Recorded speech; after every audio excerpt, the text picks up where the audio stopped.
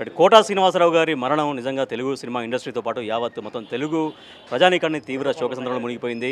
So quota and బాబు మోహన్ గారు ఇద్దరు ఒక ఆత్మ ఒకరి శరీరం లాంటి వాళ్ళు. అటువంటి ఒక బంధంలో నుంచి వారి అన్న కోటన్న దూరం అయిపోయారు. సో బాబు మోహన్ గారు బిగ్ టీవీతో ఎక్స్క్లూజివ్గా మాట్లాడుతున్నారు. బాబు మోహన్ గారు చాలా విషాదకరం నిజంగా. కోట గారు అంటే బాబు మోహన్ గుర్తొస్తారు, బాబు మోహన్ అంటే కోట గుర్తొస్తారు. సో అటువంటి మీ కోటన్న పోయినటువంటి చాలా విషాదమైన క్షణాలు మీతో మాట్లాడుకొస్తారు. మాట్లాడండి. ఎస్, అంటే ఇక వారితో అనుబంధం అనేది మాకు ప్రత్యేకంగా చెప్పాల్సిన పని లేదు, ప్రతి ఒక్కరికి తెలుసు. సో ఈ వార్త తెలియగానే మీ దిగ్భ్రాంతి ఎట్లా, మీ ఫస్ట్ రియాక్షన్?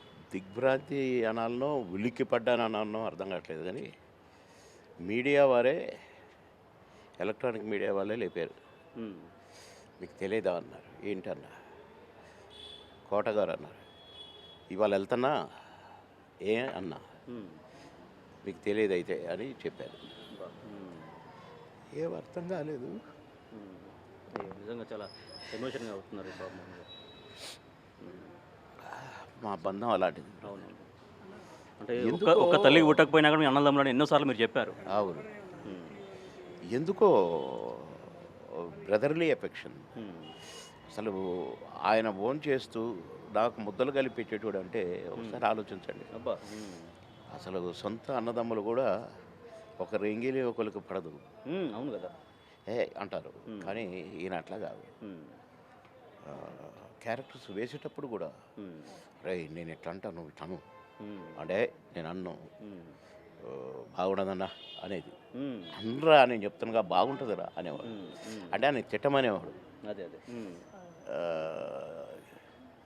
ఇక అసలు కొన్ని సందర్భాల్లోనైతే ఆయన మనిషి ఆయన మీద కాలు పెట్టి వీపు మీద గోడెక్కుతాను ఒక దగ్గర, ఒక సినిమా మాయలోడి సినిమాలో.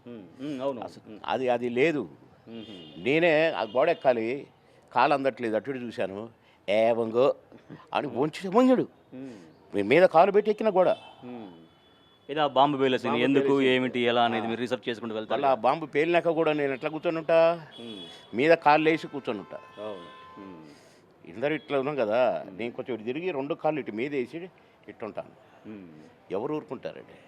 నాకు సీనియర్ నటుడు ఆయన, కానీ నాతో ఎంతో సన్నిహితంగా ఉండేది, ఎంతో ప్రేమపూర్వకంగా ఉండేది.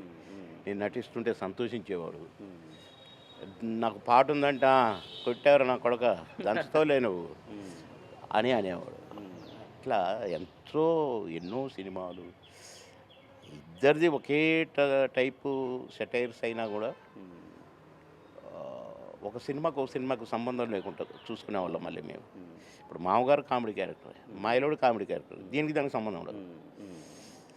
బాబు బొమ్మరిది కామెడీ క్యారెక్టర్, సీతారత్నం గారు అబ్బాయి కామెడీ క్యారెక్టర్, దానికి సంబంధం ఉండదు. అట్లా చిన్నరాయుడు రకరకాలుగా అట్లా సినీ జీవితం ఒక ఎత్తు అయితే సరే, మేము మళ్ళీ గుర్తు చేసుకున్నా కూడా ఏమనుకోవద్దు. మీరు వ్యక్తిగత జీవితాల్లో కూడా ఒకే రకమైన ఇబ్బందులు మీరు పడ్డారు పాపం. అది అప్పుడు కూడా ఇద్దరం ఒకరినొకరు పట్టుకొని ఏడ్చుకున్నాం. అంటే మనం ఇంతమందిని నవ్వించాము, లక్షల కోట్ల మందిని.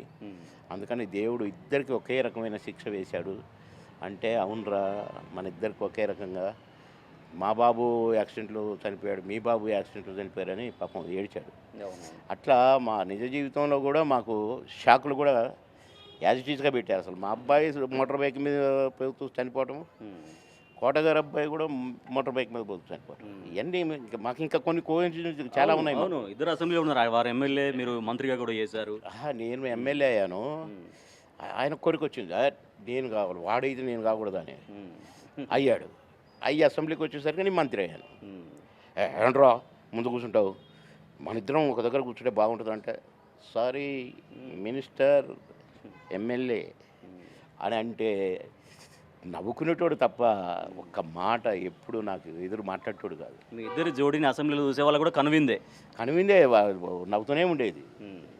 మేమిద్దరం వచ్చి అంటే నేను రెగ్యులర్గా ఉండేది, కోటన్న కొంచెం ఆబ్సెంట్స్ ఉండేవి. నేను మినిస్టర్ అయినాక తప్పనిసరి ఉండాలి కదా అసలు. అవును, అట్లా ఎన్నో సందర్భాలు. నేను నిన్నగా మొన్న ఫోన్ చేస్తే కూడా మంచిగా సరదాగా మాట్లాడిండు. అదే అడగబోతున్నా, ఈ మధ్యలో మీరు కలిసారా, ఓన్లీ ఫోన్లలో మాట్లాడుకున్నారా? 1 month బ్యాక్ ఇంటికి వచ్చాను, 2 సార్లు వచ్చాను. నిన్నగాక మొన్న సాయంత్రం ఫోన్లో మాట్లాడాను. 2 సార్లు ఫోన్ చేయాల్సి వచ్చింది, 2 సార్లు చేశాను. పెద్దమ్మాయి మాట్లాడింది, పడుకున్నాడు బాబాయ్ లేవట్లేదు అని చెప్పింది. సరేరా నేను రేపు కానీ ఎల్లుండి కానీ ఇంటికి వస్తానని చెప్పాను. అసలు వాళ్ళు రావాలా ఆయనకి ఇచ్చిన మాట ప్రకారంగా. ఎప్పుడు వస్తున్నారా అన్నాడు. రేపు కానీ ఎల్లుండి కానీ వస్తానా, డెఫినెట్గా వస్తా అని చెప్పిన. అది అలాంటి మా బంధం విడిపోయింది. చాలా చాలా బాధాకరం అండి నిజంగా. మీ ద్వయంలో ఒకరు దూరం అయిపోయారు. దూరం కోట అయిపోయినా బాబుమోహన్ ద్వయం అంటే తెలుగు ప్రేక్షకులకి ఇంట్లో కుటుంబ సభ్యులు మీరిద్దరు కూడా. తరతరాలు యుగాలు ఒక ఆయన మాట్లాడాడు, చెప్పాడు, మీ కామెడీని ప్రజలు మరవరు, ఎన్ని తరాలు వచ్చినా మీ కామెడీ చెక్కు చెదరదు అని చెప్పాడు. ఎందుకంటే అది ఏ సందర్భంగా వచ్చిందంటే ఆ మాట, జంబలకిడి పంబ అనే సినిమా నిన్నటితో 33 సంవత్సరాలు పూర్తి చేసుకున్నట. అంటే ఈ ప్రేక్షకులు కూడా ఈ ఫ్యాన్స్ భలే ఫాలో అవుతారు. నేను మర్చిపోయినా మీకంటే ఎక్కువ మాకే గుర్తుంటుంది. ఆయన చెప్తున్నాడు ఇవాళతో 33 సంవత్సరాలు పూర్తి అయినాయి సార్. నాకు మొన్ననే క్లిప్పింగ్స్ పంపారు నాకు. నేను టీచర్గా ఉంటాను క్లాసులో. ఆ కోటాన్ని నేను తిట్టడము, బ్రహ్మానందాన్ని తిట్టడం, వాళ్ళు నన్ను అది ఆ క్లిప్పింగ్స్ పంపారు నాకు. నిన్ననే వాళ్ళు 33 సంవత్సరాలు పూర్తయిందన్నారు. అట్లనే మాయలోడు 36 సంవత్సరాలు పూర్తయింది. 36 సంవత్సరాలు. అచ్చిరెడ్డి గారు అడిగారు, బాబుమోహన్ గారు గుర్తుందా అన్నాడు. ఏంటంటే మాయలోడు సినిమా, నీ పాట సినిమా రిలీజ్ అయ్యే 8 సంవత్సరాలు తెలుసా అన్నాడు. గుర్తులేదన్నా. 36 సంవత్సరాలు ఇంకా నిన్ననే రిలీజ్ అయినట్టే ఉంటుంది ఆ పాట అని చెప్పారు. అది మా బంధం కానీ మా కాంబినేషన్ కానీ చెక్కు చెదరని కాంబినేషన్. మేము పోయినా మా కామెడీ ఎక్కడికి పోదు. కొన్ని తరాలు ఉంటుంది ఈ భూమి మీద. పరిశ్రమలో మీకు ఎంతోమంది స్నేహితులు ఉండొచ్చు, కానీ ఇంత ఆత్మీయులు అయితే నాకు తెలిసేది ఎవరు లేరు. సో అటువంటి ఆత్మీయుని కోల్పోయారు. సరే, మీరు కూడా ధైర్యంగా ఉండాలి, మీరు కూడా ఆరోగ్యంగా ఉండాలి, మంచిగా మనస్ఫూర్తిగా కోరుకుంటున్నాం. సో బిగ్ టీవీ తరపున నిజంగా మీ స్నేహితుడు, మీ అన్న కోటన్న పోయినందుకు నిజంగా అందరం బాధపడుతున్నాం. ఎస్, ఇది బాబుమోహన్ గారు బిగ్ టీవీతో ఇచ్చినటువంటి ఎక్స్క్లూజివ్గా వారు చెప్పారు. ఇద్దరం కలిసి పనిచేసాం, ఇద్దరం ఒక సినిమా నటులుగా కాదు, ఆత్మీయులుగా, ఒక తల్లికి పుట్టలే కానీ సొంత అన్నదమ్ముళ్ళే. అంత కమాండింగ్ నన్ను చేసేవారు ఆయన. తర్వాత అంత ఏమైనా విషయం ఉన్నా కూడా ఆయన గైడెన్స్ తీసుకునేవాడిని.